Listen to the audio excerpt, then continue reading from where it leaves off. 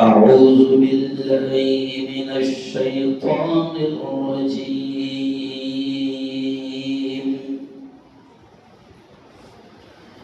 بسم الله الرحمن الرحيم.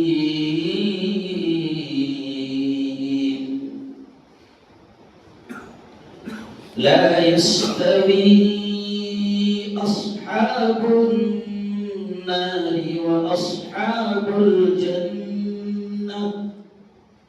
أصحاب الجنة هم الفائزون.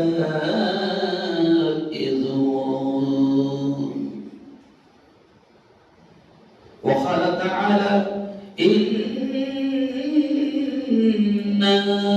نحن نزلنا الذكر وإنا له لحافظون. صدق الله العظيم. وقال رسول الله صلى الله عليه وسلم: يا أيها الناس قد أظلكم شهر عظيم مبارك فيه ليلة خير من 1000 شهر. وقال رسول الله صلى الله عليه وسلم: الصلاة عماد الدين قد أقامها فقد أقام الدين ومن هدمها فقد هدم الدين، أو كما قال عليه الصلاة والتسليم.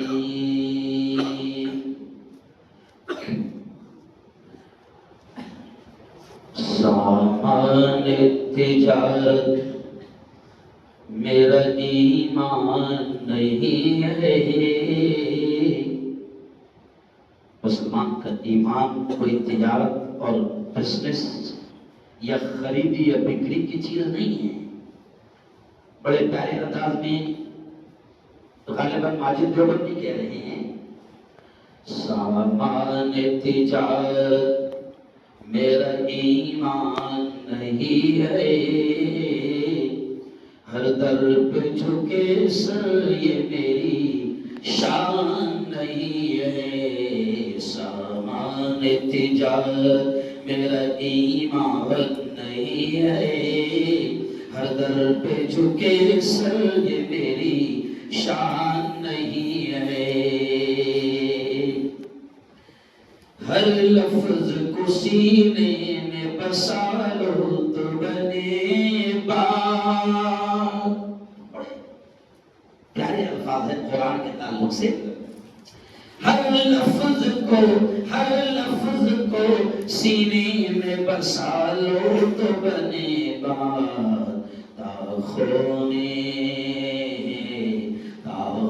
میں سجانے کوئی قرآن نہیں ہے، تاخوں میں سجانے کوئی قرآن نہیں ہے. ہر در پہ جھکے سر یہ میری بولو شان نہیں ہے. اور اخیر سے اللہ نے ذہن میں ڈال دیا یہ اشعار کو. اخیر سے بڑا پیارا شعر ہے، ایک حوصلہ دیتا ہے. اور دشمنان اسلام کو جو اسلام اور مسلمانوں کو مٹانے کی سازشیں کر رہے ہیں، یہ شعر ان کو بھی پیغام دیتا ہے. کیا کہتا ہے شاعر؟ ہم نے تو سمندر میں بھی رستے ہیں بنائے، ہم نے تو سمندر میں بھی رستے ہیں بنائے. یوں ہم کو مٹانا کوئی آسان نہیں ہے، یوں ہم کو مٹانا کوئی آسان نہیں ہے. ہر در پہ جھکے سر یہ میری شان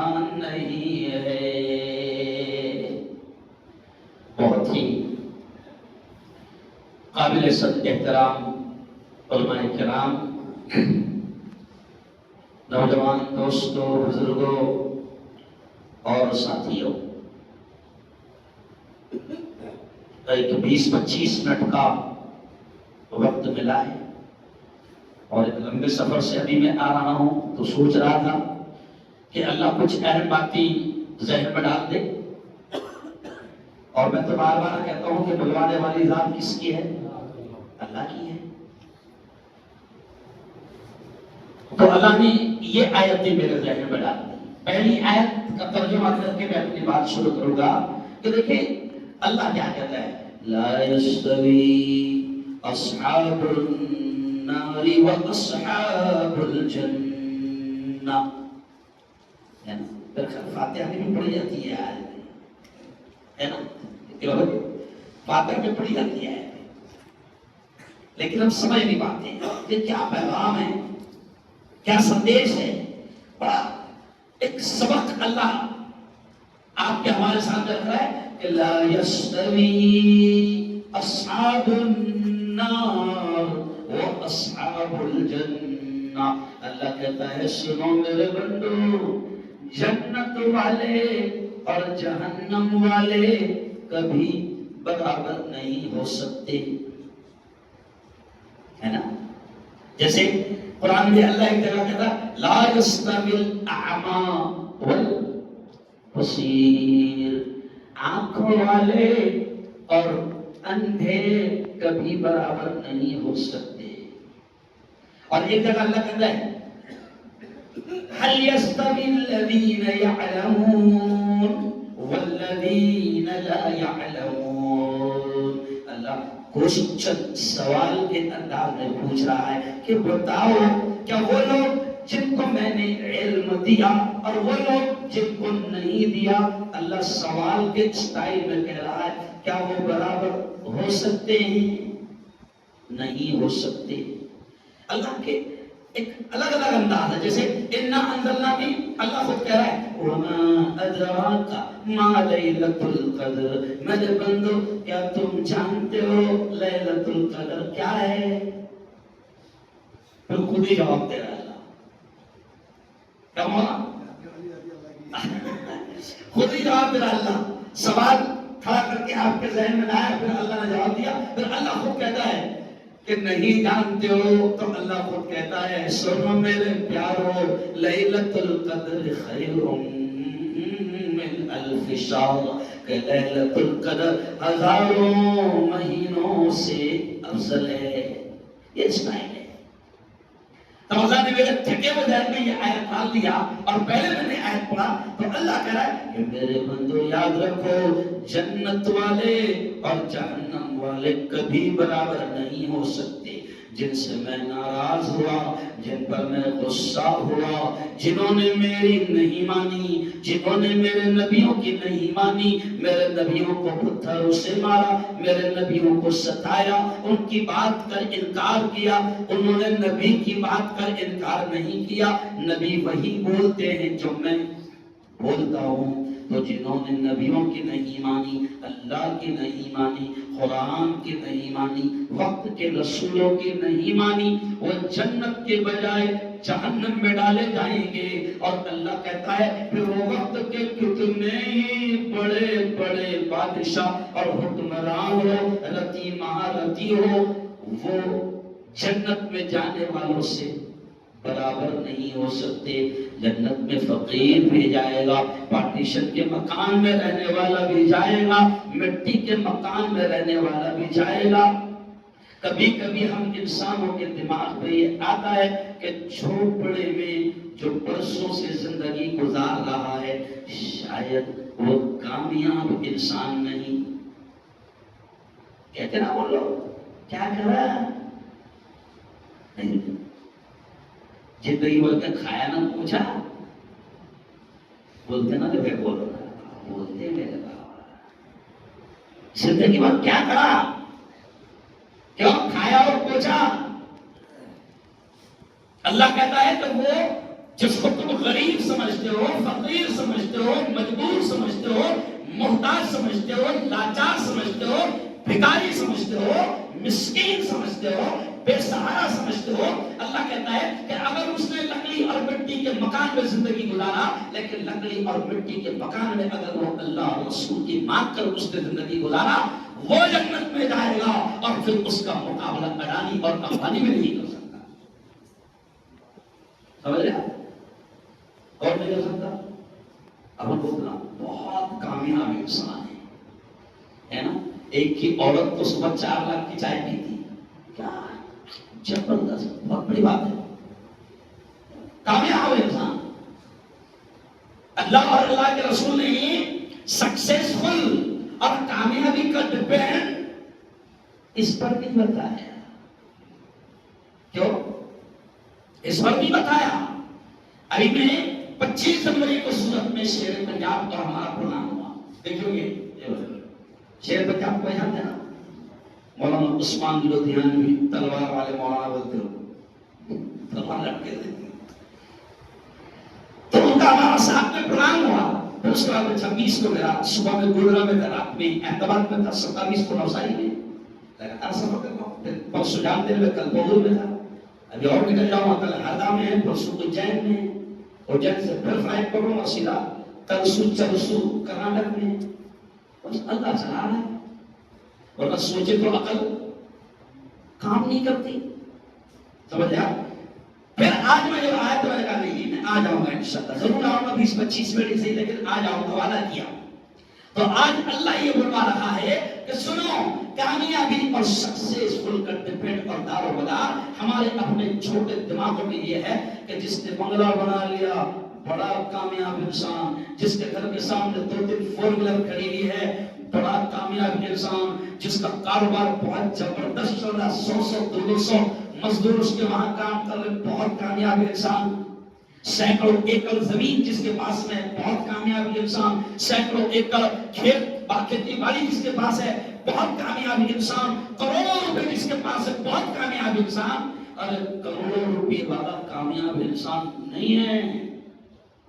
روزانہ کے حادثات بتا رہے ہیں کہ کروڑوں کے مالک کیسے جا رہے ہیں. جا رہے نا، کہاں گیا مال؟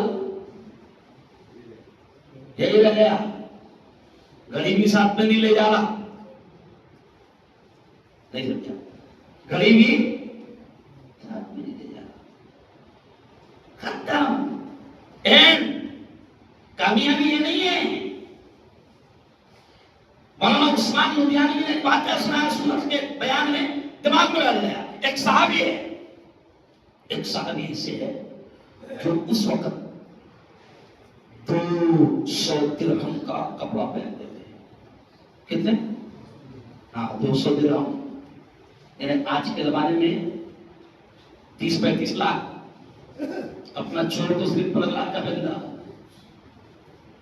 صحابی کتنے کا پہنتے تھے؟ 30-35. کتنے مالدار ہو گئے. کیوں؟ جب نبی سے ملاقات ہو گئی، بڑی سب شارٹ میں سنا، جب نبی سے ملاقات ہو گئی اور عاشق رسول بن گئے اور لا الہ الا اللہ محمد رسول اللہ کا اقرار کر دیا اور بلال کے ساتھ ہو گئے، آہد کہنے والے بن گئے، تو پھر پورا خاندان پریشان ہو گیا، کیونکہ شہزادے تھے. کون تھے؟ شہزادے. اب باپ اور چچا دھمکی دینے لگے، ہے نا، کہ اگر نبی کا ساتھ نہیں چھوڑا پوری پراپرٹی چھین لیں گے. اب ان کو لگا کہ بھیا یہ شہزادہ ہے، پراپرٹی چھیننے کی وجہ سے ریٹرن مار دینا. کیوں؟ پوری پراپرٹی چھین لیں گے، کوئی اثر نہیں پڑ رہا ان پر. پھر بولتے ہیں چچا یہ جو ڈریس ہے نا یہ بھی اتروا لیں گے. اتروا لیا، اندر کے کپڑے بھی اتروا لیا. دوڑے دوڑے امی جان کے پاس آئے، آ کے امی جان شرما گئی کہ میرا بیٹا جوان اس حالت میں آیا ہے. امی جان ایسے ہی ننگا تیری گود میں آیا تھا.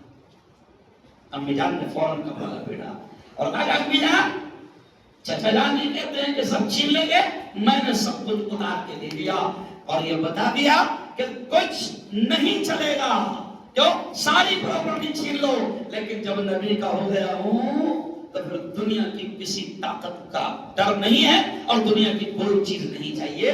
میں نبی کا غلام ہو گیا ہوں، نبی کا دیوانہ ہو گیا ہوں، اب اللہ میرے ساتھ جو کرے گا وہ کرے گا، لیکن میں ساری پراپرٹی کو چھوڑ کر اللہ رسول کے اوپر ایمان لانے کا اعلان کرتا ہوں۔ یہ ابھی واقعہ میرے ذہن میں کیوں آیا؟ اب دنیا داروں کے حساب سے کیا بولے چالے دے رہے ہوئے، ارے باپ، اتنی بڑی پراپرٹی، شہزادے، سلطان، حکمران سب چھوڑ دیے۔ اب دنیا کیا سمجھے گی؟ نقصان کرا اپنے آپ کا۔ کیا کرا؟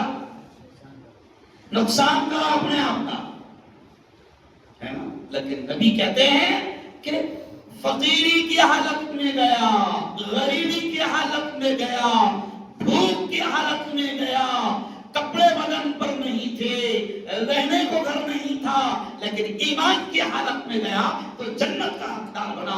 اب ایمان کی حالت میں گیا تو جنت کا حقدار بنا، اب جنت کا حقدار بنا تو پھر دنیا کا اڈانی اور امبانی جو جہنم کا حقدار بنے گا وہ اس کا مقابلہ نہیں کر سکتا۔ دنیا کا کامیاب ترین انسان وہ ہوگا جس نے فقیری کی حالت میں اور غریبی کی حالت میں بھی اپنا ایمان بچا کر لے کر چلا ہے، وہ ہے کامیاب، وہ جنت میں۔ اور اللہ کہتا ہے کہ وہ اور جہنمی برابر نہیں ہو سکتے۔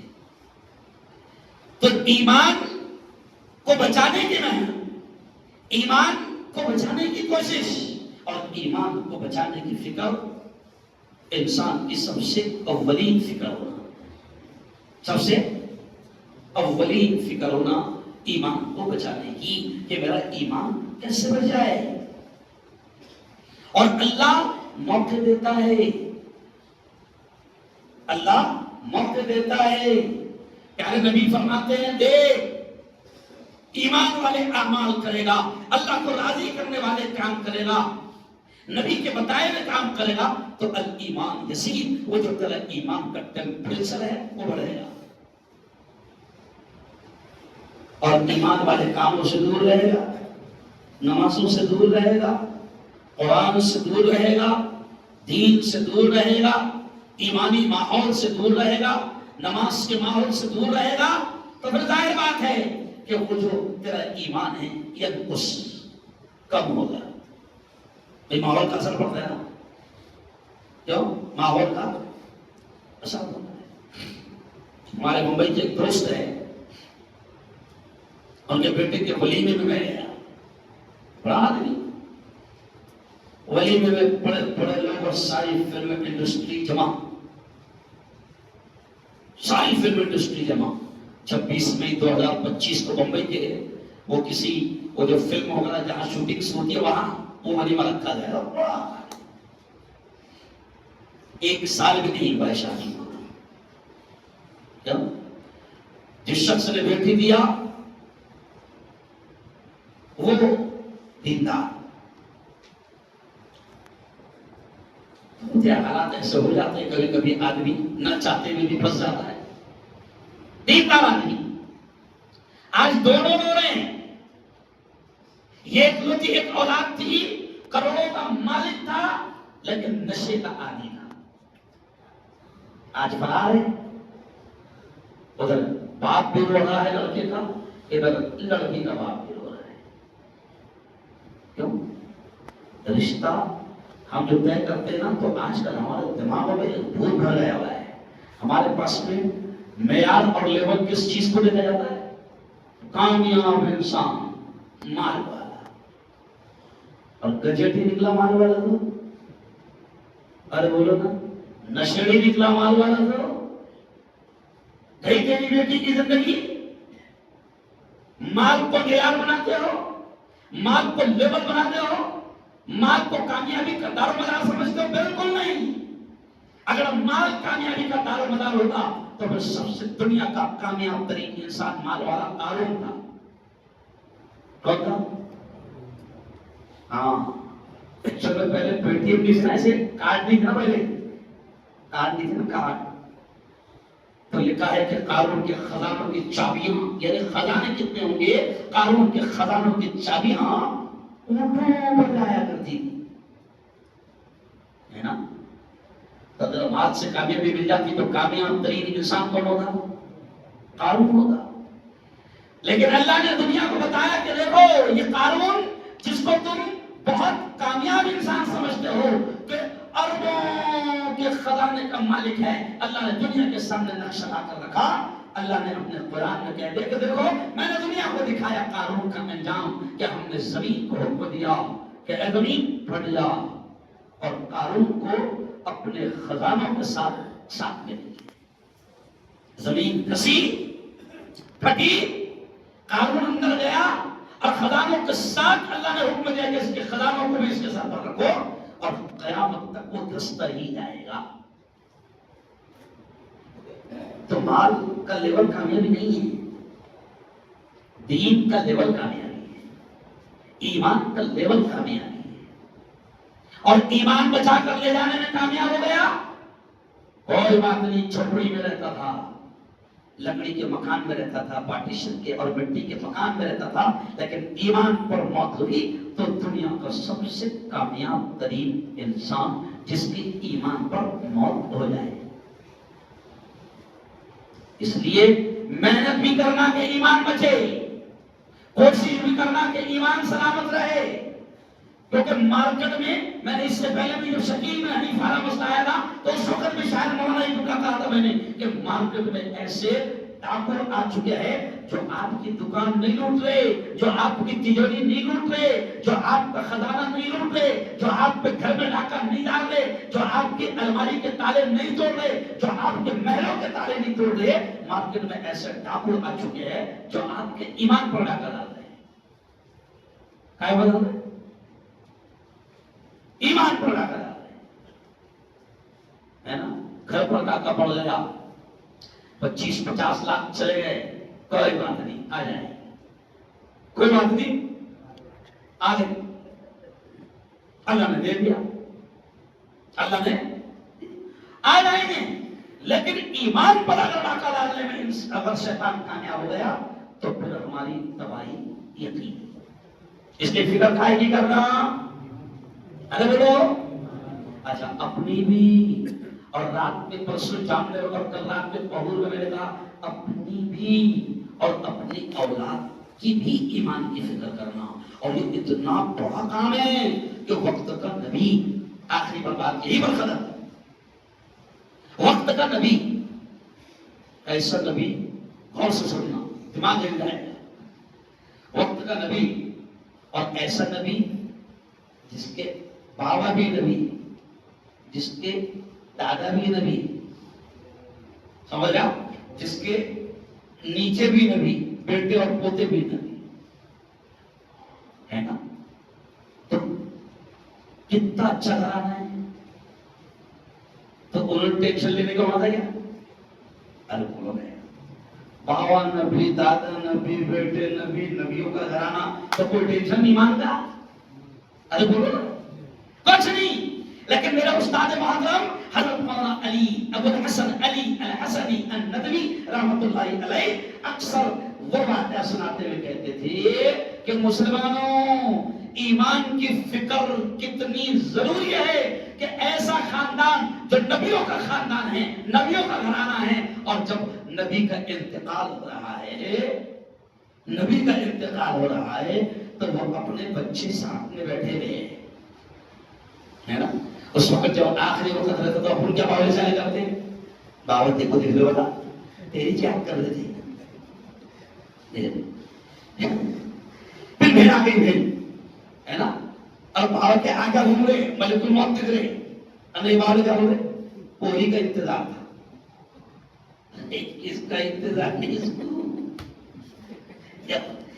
رات لگ گئی نا بیٹا، نہ بیٹی دکھتی نہ بیوی دکھتی، سمجھ رہے آپ؟ کیا کرنا، عجیب عجیب باتیں یاد آ جاتی ہیں۔ تو اب وقت کا نبی ہے، آخری وقت ہے، پوری طریقے سے ہوش میں ہیں، کیا پوری طریقے سے ہوش میں ہیں، اور اس وقت مرتے وقت اکثر مالداروں کو کیا فکر ہوتی ہے کہ بھئی دیکھ بیٹا وہ میں نے کچھ کاغذات اندر رکھے تھے، تیری ماں کو بول دینا میں نے ابھی تک کہ تم کو بتایا نہیں تھا، ہے نا؟ دیکھ بولا آپس میں لڑنا نہیں، تو نے یہ لے لینا، تو نے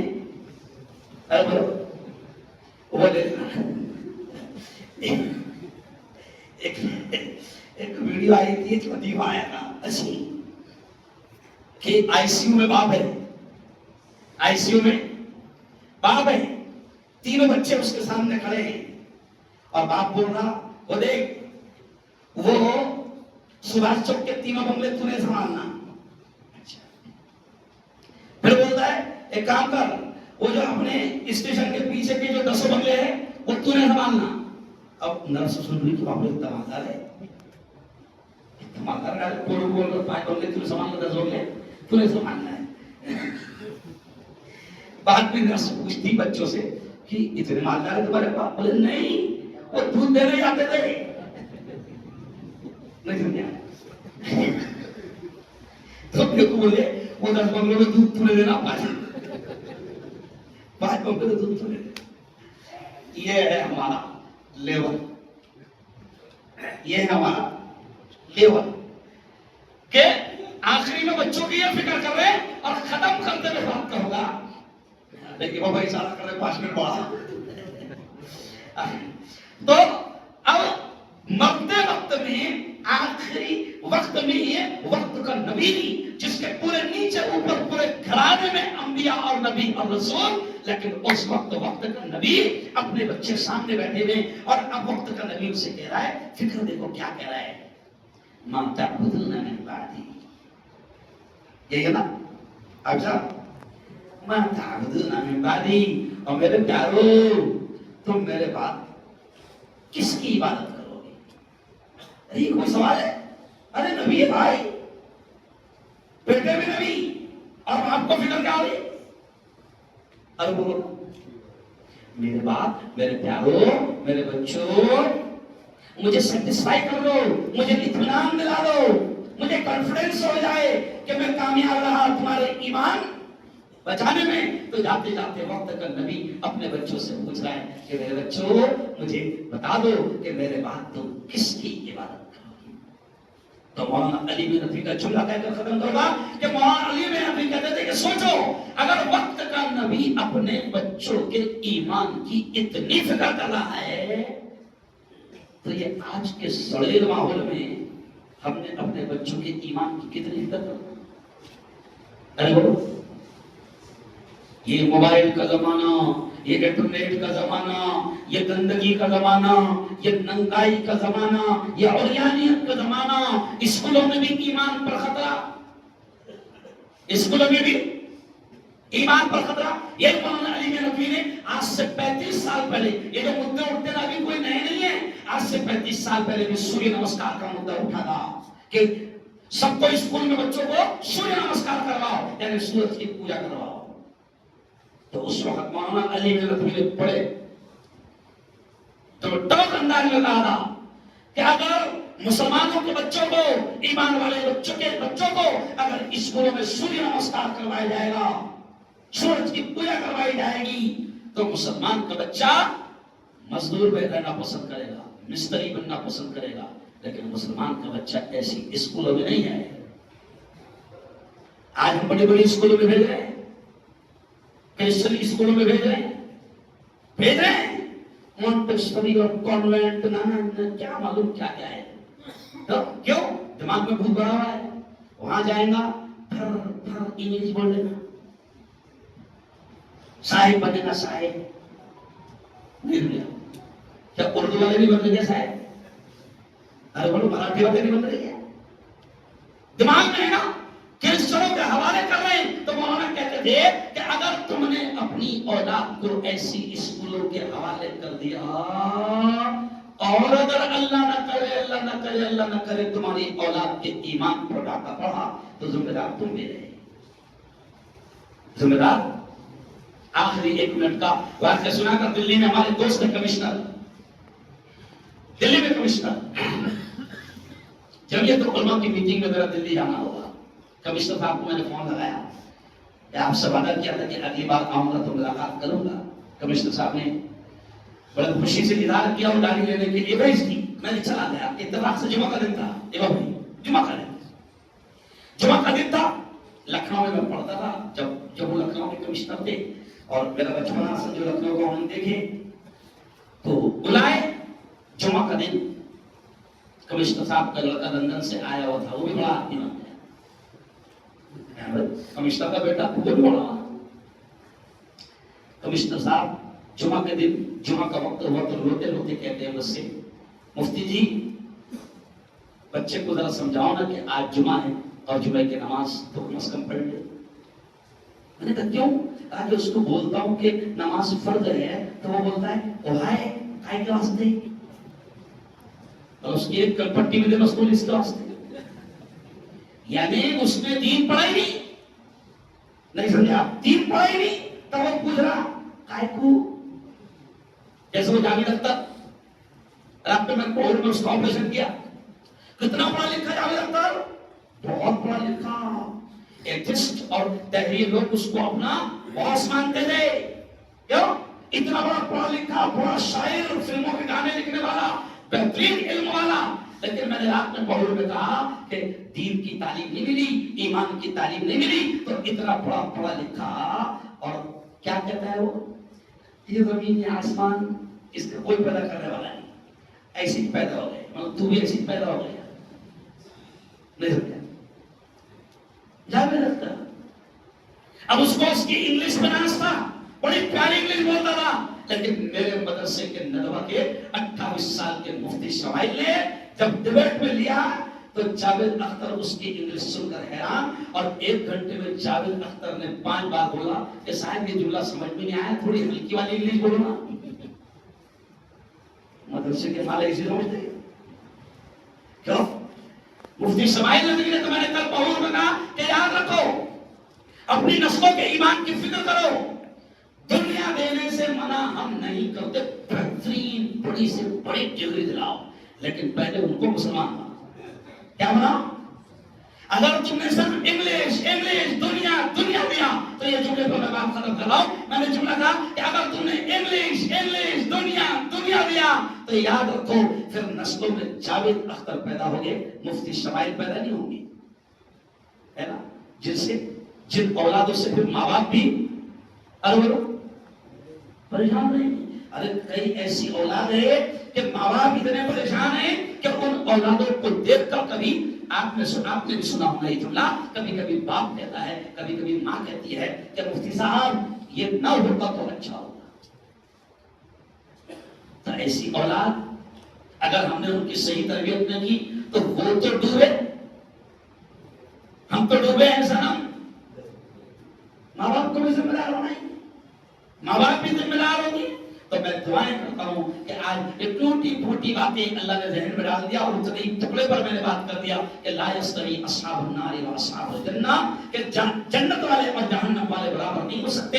جنت پہ جو چلا گیا وقت کا بھکاری اور فقیر تھا، لیکن جنت کا حقدار بن گیا، اور ایک وقت کا شہنشاہ اور مغل بادشاہ تھا، لیکن اگر جہنم کا حقدار بنا تو وہ اس جھوپڑی والے، مٹی کے مکان والے اور پھٹے کپڑے پہننے والے فقیر کے برابر نہیں ہو سکتا۔ اللہ نے جس کو جنت کا حقدار بنایا، اس میں دونوں ہاتھ اٹھا کر مجھے بتاؤ کہ انشاءاللہ ہم اپنے ایمان کی فکر کریں گے، دونوں ہاتھ اٹھا کر انشاءاللہ۔